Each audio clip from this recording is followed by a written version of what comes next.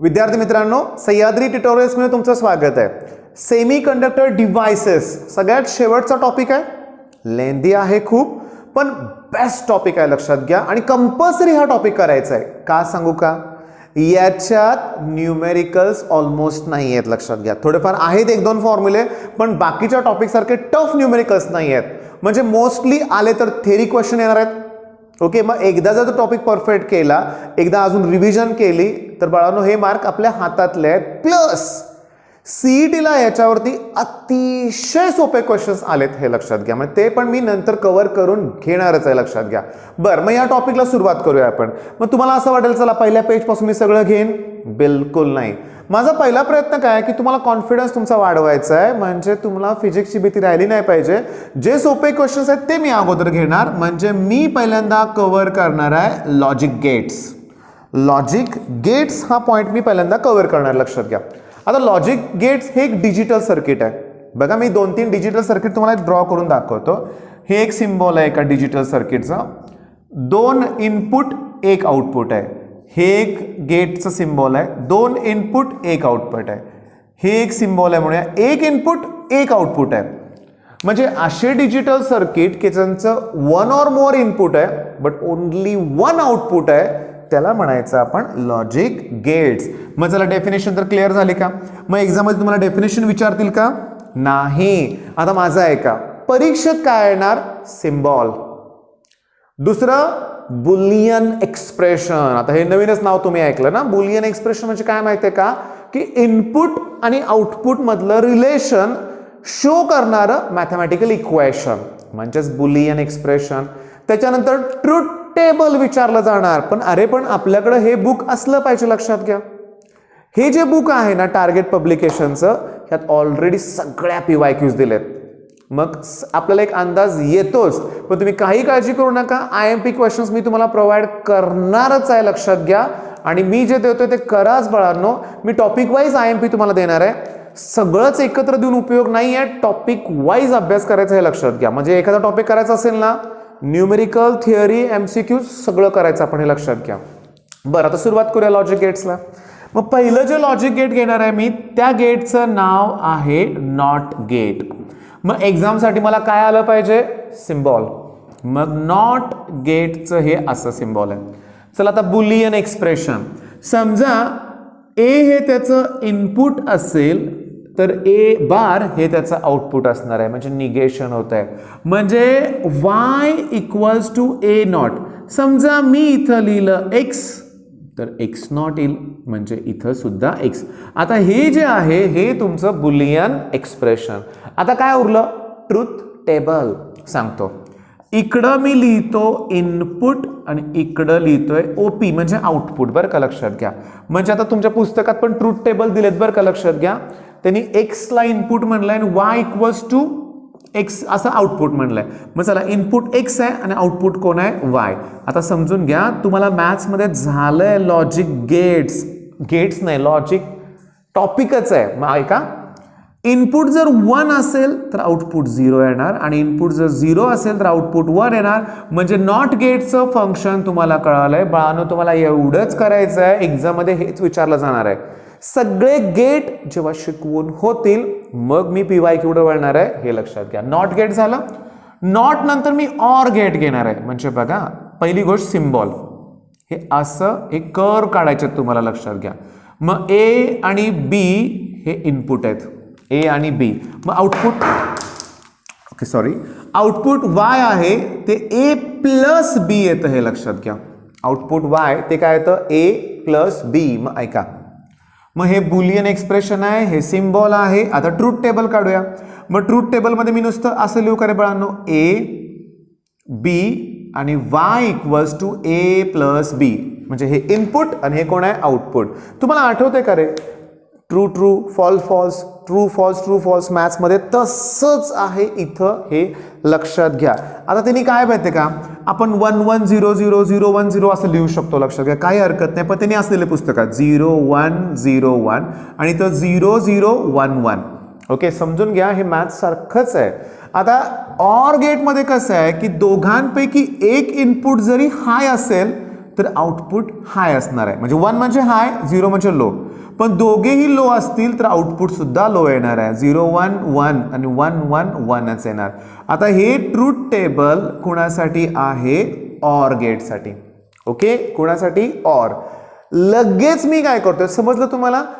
काय सांगा? Symbol, Boolean expression आणि ट्रूथ टेबल एक्झाम मध्ये एवढंच विचारलं जातं.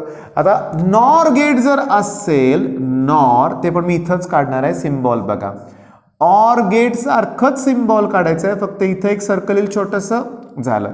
ए बी, मग आउटपुट येणार आहे ए प्लस बी चा कॉम्प्लिमेंट. मग ट्रूथ टेबल एवढं सोपं आहे. म्हणजे बघा, ए बी आणि y equals to A plus B bar. मग आता बघा, 0 1 0 1 0 0 1 0. सांगू का? हे जे मिळालंय ना त्याचं एकदम उलट होणार आहे. म्हणजे मला इथं 1 मिळणार आहे आणि बाकी सगळे काय मिळणार आहेत सांगा? 0. मग मी थोडंसं बाजूला सरकतोय, पटकन स्क्रीनशॉट काढून घ्या. बघता बघता 3 गेट कंप्लीट झालेले आहेत. मी आता उरलेले नेक्स्ट गेट घेणार आहे. लक्ष द्या, मी एवढं पुसतोय आणि इथं लिहिणार आहे आता अँड गेट. बघा, लक्ष द्या, ऑर नंतर अँड. अँड गेटला कसं असतं की एवढा रेक्टँग्युलर पार्ट असतो आणि इथं कर्व असते. आउटपुट मात्र एकच येणार ना, कारण डेफिनेशनच ती आहे ना आउटपुटची. लक्षात घ्या, म्हणजे ए हे बी आणि y equals to A dot B येणार. सिम्बॉल, बुलियन एक्सप्रेशन, उरलंय काय आता? Truth table. Okay, A B आणि y equals to A dot B. 0 1 0 1 0 0 1 1. Dot आहे, सिरीज अरेंजमेंट. दोन्हीही हाय असतील तरच आउटपुट हाय येणार आहे, नाहीतर लोच येणार, हे लक्षात घ्या. आता अँड झाल्यानंतर नॅन्ड आहे, लक्षात घ्या. जसं ऑर नंतर नॉर होतं तसं नॅन्ड असणार आहे. म्हणजे सिम्बॉल सेम येणार, इथं सर्कल, हे झालं नॅन्ड. म्हणजे इनपुट ए, आउटपुट इनपुट बी आणि आउटपुट येणार आहे ए डॉट बी आणि वरती बार. असं ट्रूथ टेबल काढाल का स्वतःहून? लक्षात घ्या. म्हणजे मला काय करायचं आहे बघा, मी आता 4 गेट घेतले ऑलरेडी. ओके, आणि 5 झाले रे बाळा, नॉट मी पुसलं ना. आणि एक्स ऑर तुम्हाला होमवर्कला देणार आहे बरं का. मी पण हे पुस्तक ठेवतोय बाजूला, मी टार्गेटचं बुक हातात घेतोय आणि PYQs बघूया ना. आता ह्याचा फोटो मी तुमच्यावर शेअर करणार नाही आहे, लक्षात घ्या. पण कसं असतं, थोडंसं ते कॉपीराईट इश्यूज असतात, लक्षात घ्या. आणि माझी पण इच्छा आहे की एखादा पब्लिकेशनवाला जर एवढे पुस्तक तयार करतो ते उगाच झेरॉक्स मारणं योग्य ठरत नाहीये, लक्षात घ्या. बरं, जाऊ दे, त्या विषयावर नको बोलायला. आपण PYQs बघूया. आपण 67 पेज नंबर. ओके, बघा, पहिला जो क्वेश्चन आलाय तो क्वेश्चन नंबर 1 मी इथं लिहितोय. तो आलाय 2010ला म्हणूया आपण. y equals to A plus B bar हे बुलियन एक्सप्रेशन कोणतं लॉजिक गेट एक्सप्रेस करते? लक्षात घ्या. ए प्लस बी असतं तर ऑर आहे, वरती कॉम्प्लिमेंट आहे, म्हणजे याचं आन्सर नॉर येणार. So simple. MCQ question number 2. Question number 2 मध्ये तिने दिलंय की एक लॉजिक गेट दिलंय बरं का. म्हणजे बघा, ए बी आणि y. बघा, 0 0. ओके, तिने असं दिलंय 0 0 1 1 आणि मग 0 1 0 1. आता आउटपुट दिलंय 1 1 1 आणि 0. कुठेतरी बघितल्यासारखं वाटतंय का रे? 1 1 1 आणि 0 हेच आहे करायचं? नाही नाही नाही नाही नाही, ठीक आहे, समजून घ्या. हे आहे का बघा, बघू. तसं पण नाही, अरे गोंधळ होते ना थोडंसं. बघा, नीट लक्ष द्या बरं का. हे दोघे पण 0 असताना 1 येत आहे. आपण काय माहितीये का, नॅन्डचं ट्रूथ टेबल नाही काढलं रे. बघा, बघू. 0 0 ला 0 येतंय, इथं 1 दिलंय. 1 0 ला 0 दिलंय, इथं 1 दिलंय.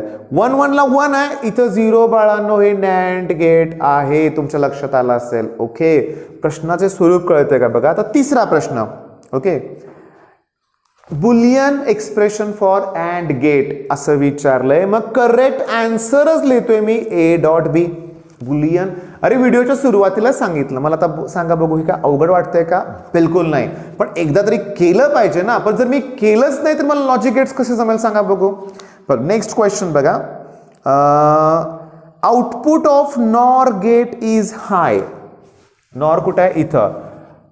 Output of NOR gate is हाय.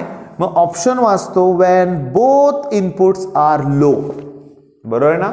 हे करेक्ट आन्सर आहे. म्हणजे दोन्हीही लो असेल तर आउटपुट काय येतं, हा येतं, लक्षात घ्या. बरं, पुन्हा एक ट्रूथ टेबल दिले, त्यात 001 थांबा, 001 001 001. ओके, हे बघा बघू, 001 010 010 110. अरे माझ्या इथं 11 कसं काय चुकलं रे माझं, इथं 11 पाहिजे बरं का. मग 110 लक्षात घ्या. मग हे जे आहे ते कुठलं गेट आहे, नॉर गेट. त्यांनी ट्रूथ टेबल दिलंय आणि ते कुठल्या गेटचं आहे ते विचारलंय. बर, आता सगळ्यात महत्वाचं A+B हे जुलै 18ला परत रिपीट झालंय, मार्च 2010 आणि रिपीट. आता हे झालं कसलं, MCQज. थेरॉटिकल येतात का प्रश्न, येतात ना, कसे बघा, draw symbol for NAND gate and give its truth table 2 मार्काला. पुन्हा draw symbols for AND gate, give truth table. म्हणजे सिम्बॉल काढा, ट्रूथ टेबल, बुलियन एक्सप्रेशन. मग वाटलं ना हे सोपं, सांगा बघू, काहीही अवघड नाही आहे, लक्षात घ्या. पण एकदम मनात असं पॅनिक होऊ नका बरं का बाळांनो, बिलकुल घाबरायचं नाही, लक्षात घ्या. पण अभ्यास तर केला पाहिजे. शेवटी चला, यूट्यूबवर लेक्चर्स टाकतोय, शेवटी मला रिक्वेस्ट तर केलीच पाहिजे. चॅनल जास्तीत जास्त मित्रांबरोबर शेअर करा, सगळ्यांना आवडणार आहे, लक्षात घ्या. आणि माझं माहिती आहे, आता मी तुम्हाला सांगू का, माझं काम मी करत राहणार आहे, लक्षात घ्या. आणि एक्झामच्या वेळेस खरं सांगू का, मला आता अशी मुलं भेटत आहेत बरं का, किंवा भेटली नंतर की जे ग्रुप क्लास इम्प्रूव्हमेंटसाठी माझ्याकडे आलेत.